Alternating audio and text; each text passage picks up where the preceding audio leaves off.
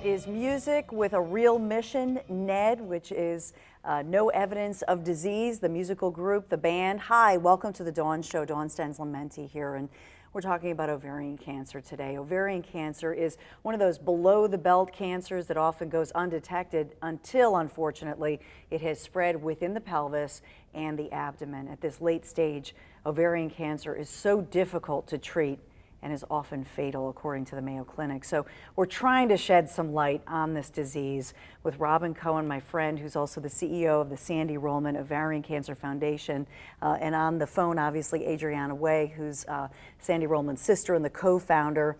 And I know that you're also a nurse at Lankenau Hospital, and this is what brought you into the foundation, because unfortunately you were holding Sandy Rollman's hand during her journey. Yes. And difficult battle with this disease. Yeah, I was actually her oncology nurse during her fight with ovarian cancer. And so it's amazing. Adriana, can we just say hello to Adriana? Are you there? Hi, it's good to hear your voice. How are you? We're doing great. We wish you were in the cozy studio with us. We know you're working, and so we appreciate you on the phone, Adriana. How have you been doing? I always wish I was with you. I'm sorry? How are you doing? I'm doing well. I wish I was down there with you guys. Well, we're all together in spirit all the time, and we're really thinking about this disease and ways to just spread awareness, because the biggest thing we should say is there's no test. There's no yearly test that all of us just, when we get our pap smear, can just take a test. There's no screening test. And so what are the symptoms, first and foremost, that we should know about? Abdominal bloating, a feeling of fullness, abdominal pain, and urinary frequency. Hello. Yeah. If you're a woman, you know, you have these regularly. I mean, so right now the best thing we have to tell a woman is watch out for bloating, which is as crazy as it sounds. But if symptoms are persistent and they're unusual for you and they last several weeks, occur every day, then you should seek medical attention. But we desperately need more research so that we have a screening test, because once we have that test, then we can do some real education about what should happen at a GYN exam, what testing should be done, what questions should be asked. But until that time, we don't have that. And one thing we also have, we have the risk factors. So can you take us through that? I mean, because that's helpful information too. Well, all women are at risk for ovarian cancer. So that's what's most important. But it can be hereditary with that BRCA gene. 5 to 10% of cases are hereditary.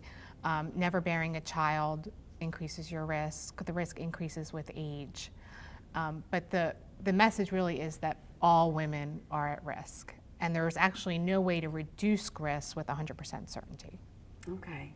So for those of you who might not know about the Sandy Rollman Foundation, which is an amazing foundation, around 14 years, and we want to pay tribute to the woman whose life really inspired this, to make sure that, and we want to talk about her life as a young woman in her 30s. Yeah. So first of all, you don't expect your girlfriend, your sister, in Adriana's case, that she's going to be this sick. So fast. So fast. I know you were her oncology nurse, but for you, Adriana, 14 years later, your grief, you know, I know is still so intense, and yet each and every day you battle for other women, other families, that they don't have to go through this. I do. I mean, Sandy was very young. She was actually in her 30s. You know, she had her whole life ahead of her. But we do this, and we've come, I think, a long way from 14 years ago. How so? What do you feel the Sandy Rollman Foundation has done? I'll ask Adriana first, and then Robin. You know, if you look back 14 years ago, what's different? Oh, my Lord. I think there's a lot different. 14 years ago, there wasn't anything like us out there. Sandy didn't have anywhere to turn to, get any type of information. There wasn't any programs that, you know, we have started, you know, in the past 14 years. That women can come to us and, you know, feel comfortable and, you know, have the knowledge of what's out there today. And for you, what do you think, Robin? What would you say is so different in the past 14 years? I just knew even from being a nurse 14 years ago, taking care of these patients, it was difficult to, introduce another patient to someone else who had gone through it, because they just weren't out there, and women really weren't talking about the disease. So more and more we are, and there weren't organizations, there were no teal lights, there were no awareness campaigns, there was no local organizations funding research. So we have come a long way. We have a long way to go, though. And one thing, that you had shared with me over the years is how alone Sandy felt. Yes. She had said, and I know Adriana will know this, that she could be in a crowded room full of family and friends, and she felt alone. And yet if she was in the company of someone also fighting the disease, it was like, something was lifted, she just felt that comfort.